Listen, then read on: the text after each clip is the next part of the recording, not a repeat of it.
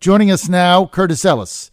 Curtis is a senior policy advisor to America First Policies. And by the way, I love America First Policies. It's so cool because it's a #1 political action committee in America. And do you know what they do? They support President Trump's America First agenda. And I love them for it. And they're having a rally in Philadelphia on Monday, and I'm going to be the MC. I'm so excited about that. Mike Pence is going to be there. So we'll be live from Philadelphia on Monday. That'll be fun. And, by the way, President, he's nominated a judge, Brett Kavanaugh, to serve on the U.S. Supreme Court. And Judge Kavanaugh is one of the most qualified Supreme Court nominees to ever come before the Senate. He served with distinction as a federal judge for over a decade. His credentials are very well known to everyone. Now, Judge Kavanaugh has proven himself to be smart, to be fair, and to be a true conservative. As a Supreme Court justice, Brett Kavanaugh will protect our First Amendment rights to free speech and religious liberty. He'll defend our Second Amendment rights to keep and bear arms. He'll uphold our Constitution as written. Brett Kavanaugh has the right qualifications to serve on the Supreme Court. It's really as simple as that. Now it's up to the Senate to confirm him. Call your senators today. Don't be shy. 202-224-3121, 202-224-3121, and tell them you want them to confirm Justice Kavanaugh for the Supreme Court. Now, for more information, go to AmericaFirstPolicies.org. That's AmericaFirstPolicies.org. This message has been paid for and authorized by America First Policies Incorporated. Speaking of them, joining us now, Senior Policy Advisor for America First Policies Incorporated, also Chairman Emeritus of the American Jobs Alliance, my organization, and he's also a former Department of Labor senior official, so he's got a lot of titles, man of many titles, but he's with us now, Curtis Ellis. Curtis, great to have you. Hey, it's great to be here, John. So, Curtis, the media... That was a fascinating interview you had with Dr. Michael Schur. Fascinating. Why? Well, he said a lot of very interesting things. I mean, here's a guy who was in the CIA for so many years. He's talking about how it's shot through and through, woven through and through with Democratic Party apparatchiks. At the end, you asked him if what he thought of the suggestion that Mueller go to Russia, Mueller take his probe to Russia, and he thought that was a good idea. I think I kind of like that idea too.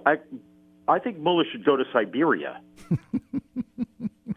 Just go there and head east.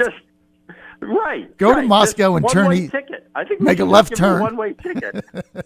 Make a left turn to Siberia. And I just read this the other day. I didn't know this. I know you're a student of history like me, so I'm going to throw this 15-second tidbit out.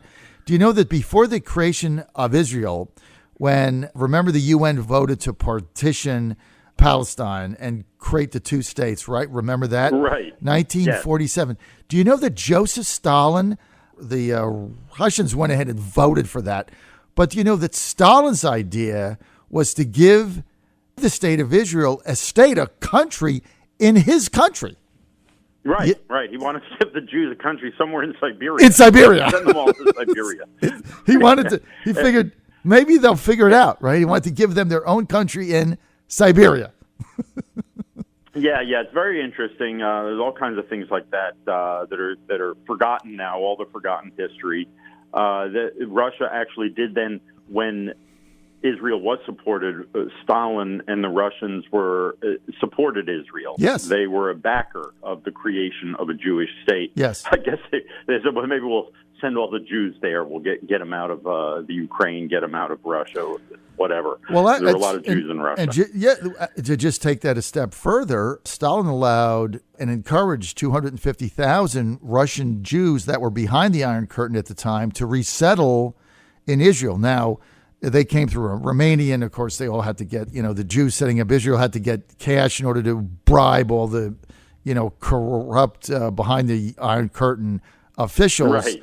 But Stalin basically opened the gate and set a target as 250 in order to stock the country with Jews, right? People forget all this. So forget that. Let's get to Helsinki yesterday. Russia. The fake news media is in a tizzy. I saw the press conference. I was on Al Jazeera yesterday right after it. So I saw it, right? I saw it live. and then I was one of the commenters around the world on the press conference. And I was shocked that my interpretation was the exact opposite of everybody else. I thought he did great. I'm like, what a great press conference. He's trying to hit the reset button. He's trying to get things started. And certainly he's not going to call out Putin publicly on something that Putin denied to him privately. Now, the president has said 8 times, I've got 8 chronicled times where, look, there's no question they meddled in the election. But Curtis, the Russians have been meddling in U.S. elections since 1919. That's 100 years. This isn't anything shocking. No, this is nothing shocking. The Russians have been mounting propaganda operations and influence operations inside the United States, against the United States. As you said, since 1919, they owned the New York Times correspondent in Moscow during the Stalin years. Duranty, I think Michael Duranty, Duranty. Look it up. He was the Moscow correspondent. He was basically printing Pravda news releases in the New York Times, glowing accounts of the workers' paradise and benevolent Uncle Joe Stalin. This was the New York Times, Russian mouthpiece in the Stalin years. They backed candidates. I mean, John Brennan said he voted for Gus Hall. He voted for the Communist Party candidate in the elections in the United States. Gus Hall made no bones that he was taking his orders from Moscow. And that's how he got the money to get on the ballot. Right. That's exactly. I mean, and it was.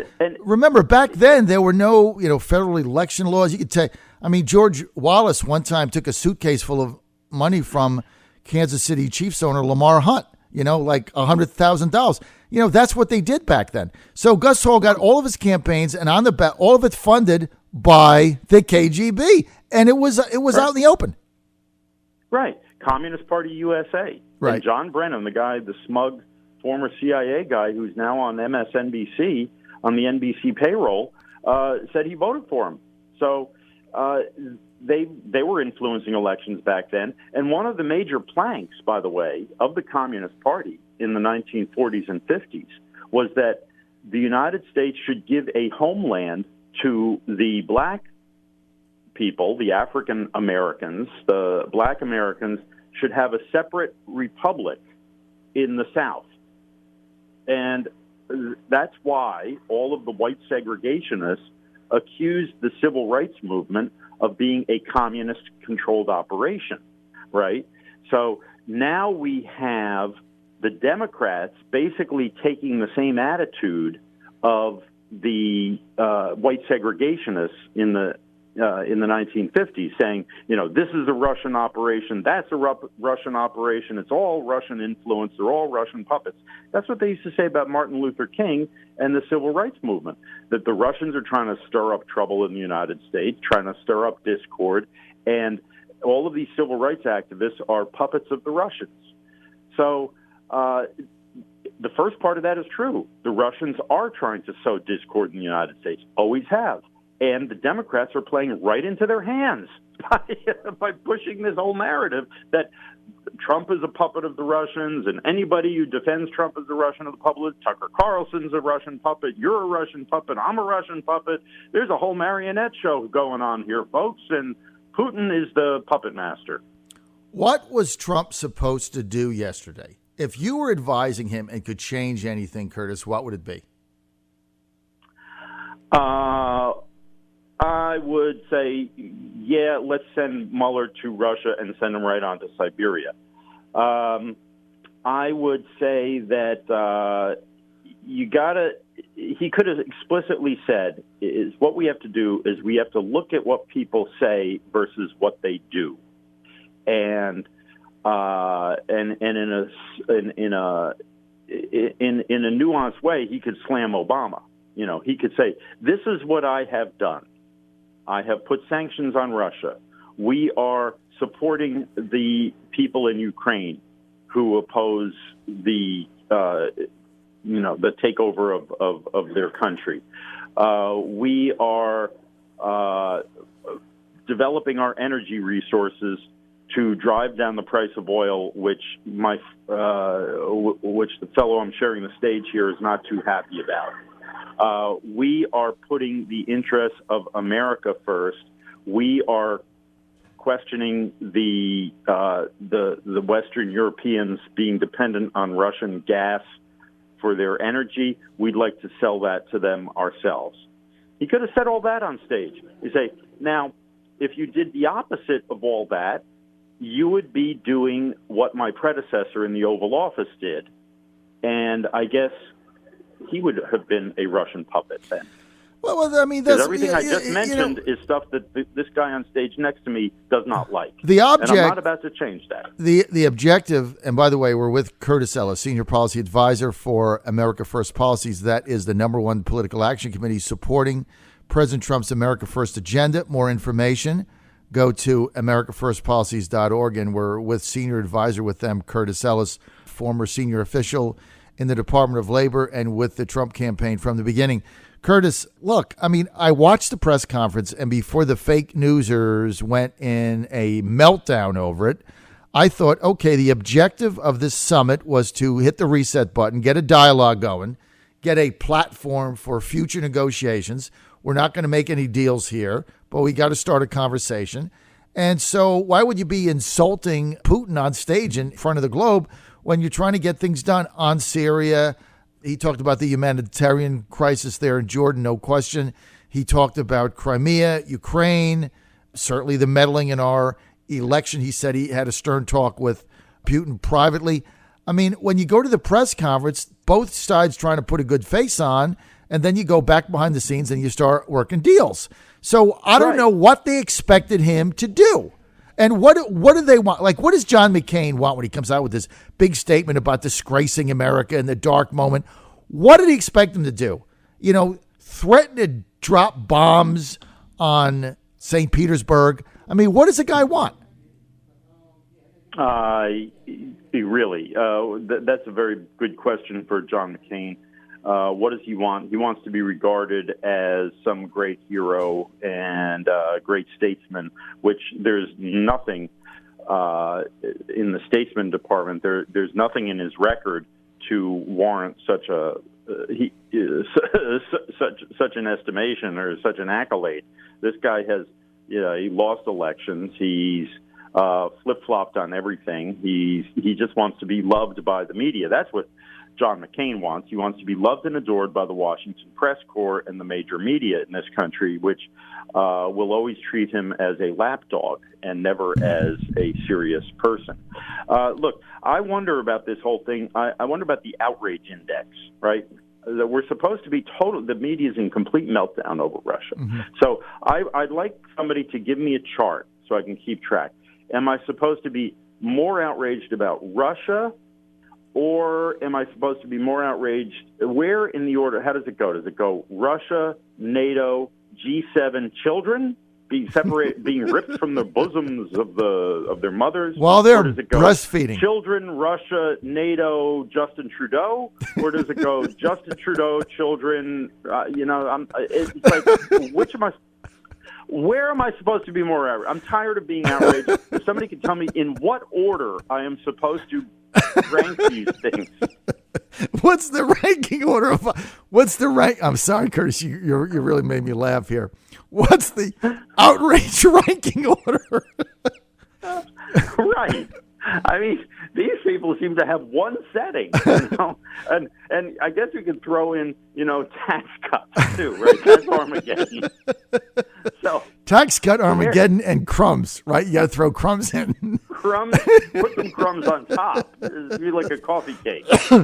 You know what it reminds me of? I was 7 or 8 in New York, and I guess my father took me to one of the sitcoms, I guess, that they would do there. Right, he was off one day, and we were going to the Mets game. We were going to the Mets game, and it was at night, so we got there early. And they took me to a sitcom, and you got in. The ticket was $1, and they would hold up a sign that would say "Laugh." I swear to God, this was like 1965. So I was sitting there with my father, and they would hold up a sign, and the sign would say laugh. And then everyone would go, ha, ha, ha, ha, ha. And then he put the sign down. So that's like this outrage. You hold up the sign now, outrage, but you got to have the outrage meter and, what comes first. Right. Justin Trudeau, trees. The applausometer, the outrageometer. So I'm confused. I don't know. Every day, every week, it's a new thing that we're supposed to be totally outraged about. And it's like, oh, my God, this is horrible. This is immoral. And, it's please give me a ranking here. Which comes first, which second, which third. All right, so let's see now. Let's just get these ranked for our listeners to help them out. We should probably have a chart for this. But we got 5 of them. I guess the number one ranking today has got to be the Helsinki press conference, right? That's the number one outrage. And then what we have, the interview in The Sun about blasting the UK and Theresa May. I guess that would be what, number 2 or 3? I don't know. I think, John, I think maybe children, ripping children from the bosoms of their parents. That's number 2. Putting them in cages. Kids in cages. Probably, number 2. That's got to be number 2. And then destroying our allies, right? Destroying our alliance in NATO.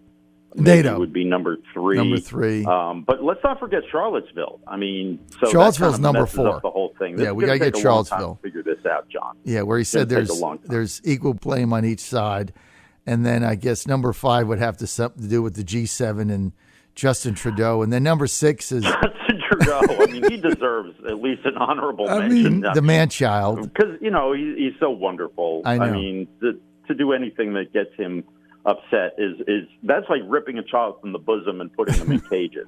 Kids in I want cages. to see Justin Trudeau in a cage in Siberia. Maybe that'd be interesting. I don't know. Man-child in a cage. Have a mashup of outrage. And then outrage mashup. Put Justin Trudeau in a cage in Siberia, ripped from the bosom of his mother, who used to hang out at Studio 54.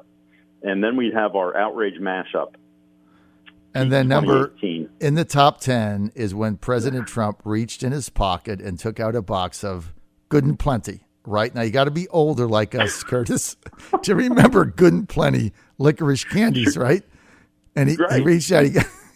He pulled out a box of Good and Plenty. I don't even know where he got them. I don't even think they're made anymore. He probably had them in his suit. Choo Choo Charlie. Choo Choo Charlie, and he gave Angela Merkel a handful of Good and Plenties and said, "Don't say I never gave you nothing." That's in the top 10 outrageous. Right. She never saw Good and Plenty. Which gets to my next point, which is, it's very interesting. You got to remember, our president, President Trump, for a while, he was kind of a Manhattan Democrat, right? He was, he gave money to the Clintons. He was a Manhattan Democrat. He's a New York guy, right? Right. And they were all Democrats. And what he's doing is like right out of the Manhattan Democrat, like catechism playbook. The Manhattan Democrats in the 1970s, in the 80s, and all, and throughout most of history, they believed that we should be friendly with Russia, have détente with Russia, and the guys in Europe were taking advantage of us, and they should pay their fair share. And you want to stick up for the working Americans. He's a Manhattan Democrat. Manhattan Democrat believed. Whereas you had the John Birch Society, back in the 60s, John Birch Society, they said we should, the Russians, there's a Russian under every bed, and we have to, and the other thing the Manhattan Democrats believed, make peace with Russia at all costs. Stick up for the working guys. We're being taken advantage of by the allies who are not paying their fair share, and you can't trust the CIA, right? Right. Maybe they killed Kennedy. He's maybe like not, a Manhattan but Democrat. You really can't trust them. Curtis, and that's where Trump's coming from. It's like, where is Abe Ribicoff and Jacob Javits when you really need them? Mm-hmm. That's really this is. There you go. Exactly. It's the reincarnation of Abe Ribicoff and Jacob Javits. Right. You're on the John Fredericks Radio Network. The Manhattan Democrats, if they just had a beam running the show. Oh, God. I got to go. John Fredericks Radio Network. Stay with us.